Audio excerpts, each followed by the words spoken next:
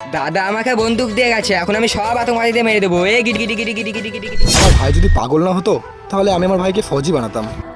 ভাই দাদা তুমি চলে এসেছো, আমি তোমার বন্দুক দিয়ে আতঙ্কবাদীদের মারছিলাম। হ্যাঁ ঠিক আছে, সব আতঙ্কবাদী মরে গেছে। আমি তোকে কতবার বারণ করেছি না এরকম পাগলের মতো হয়ে থাকবি না। দাদা আমার বন্ধু জয় আর বিজয়রা আসে এইভাবে হিরো সাজিয়ে দিয়ে চলে যায়। ওদের তো আমি পরে দেখে নেবো। ভাই তুই একটু সাবধানে থাকিস আর নিজের খেয়াল রাখিস। এরপর আমি লম্বা ছুটি নেবো আর তোর সাথে সময় কাটাবো। ঠিক আছে ভাই, তাহলে এখন আমি আসি। ঠিক আছে দাদা। ছুটিটা নেওয়ার পরে সবার প্রথমে আমি আমার ভাইয়ের চিকিৎসা করাবো। আরে ওরা এরকম দৌড়াদৌড়ি কেন করছে? জওয়ান, বর্ডারে এরকম সবাই দৌড়াদৌড়ি কেন করছে? স্যার আপনি জানেন না বর্ডারে যুদ্ধ লেগে গেছে?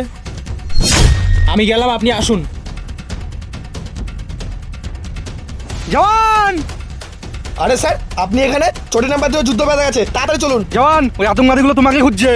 আমাকে খুঁজছে? জওয়ান, ওই পুরনো মারা তোমার ভাই থাকে না? হ্যাঁ, কিন্তু কি হয়েছে? জওয়ান, ওই আতঙ্কবাদীগুলো তোমার ভাইকে তুলে নিয়ে গিয়েছে আর বলেছে তুমি যতক্ষণ না ওদের কাছে স্যালেন্ডার না করবা ততক্ষণ ওরা তোমার ভাইকে ছাড়বে না।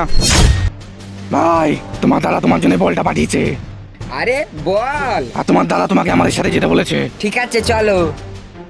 হ্যাঁ? স্যার আমি আমার নিজের বড় করি না, আমি আমার ভাইয়ের জীবন নিজের প্রাণ দিয়ে হলেও বাঁচাবো। জওয়ান! তোমরা দুজন খুব পচা, আমাকে দাদার কাছে নিয়ে যাওয়ার নাম করে এখানে বন্দি বানিয়ে রেখে দিয়েছো। একদম চুপ, যতক্ষণ না তোর দাদা এখানে না আসবে ততক্ষণ তুই এখানেই ভাবেই পড়ে থাকবি। এই! শয়তান, আরে দাদা তুমি চলে এসেছো। শয়তান, এ দেখ আমি চলে এসেছি, এবার আমার ভাইকে ছেড়ে দে। ছেড়ে দেবো?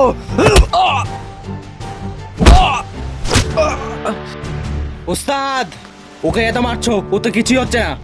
এবার হবে।